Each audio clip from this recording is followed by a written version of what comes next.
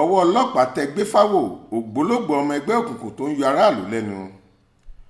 ọmọkùnrin ẹni ọdún 23 kan Fatai Abbas tí ìnagijẹ rẹ̀ ń jẹ́ Gbéfáwo ní ọwọ́ iléeṣẹ́ ọlọ́pàá ìpínlẹ̀ Ọ̀ṣun ti tẹ̀ báyìí lórí ẹ̀sùn pé ó jẹ́ ọmọ ẹgbẹ́ òkùnkùn.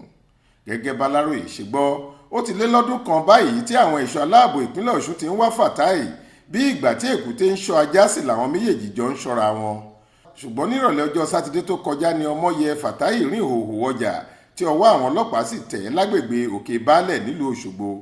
a gbọ́ pé ọ̀pọ̀lọpọ̀ wàhálà àwọn ọmọ ẹgbẹ́ òkùnkùn tó gbẹ̀mí àwọn aráàlú lágbègbè Òkè Ayépé, gáràjì Iléṣà, Ìdí-ọ̀mọ̀, Òkè Ìjẹ̀tú àti Òkè Baálẹ̀ kò ṣẹ̀yìn Gbéfáwo. kódà nígbà táwọn ọlọ́pàá mú un, a gbọ́ pé wọ́n bá ìbọn kan tó jẹ́ tìbílẹ̀ àti ọta ìbọn rẹpẹtẹ lọ́wọ́ rẹ̀.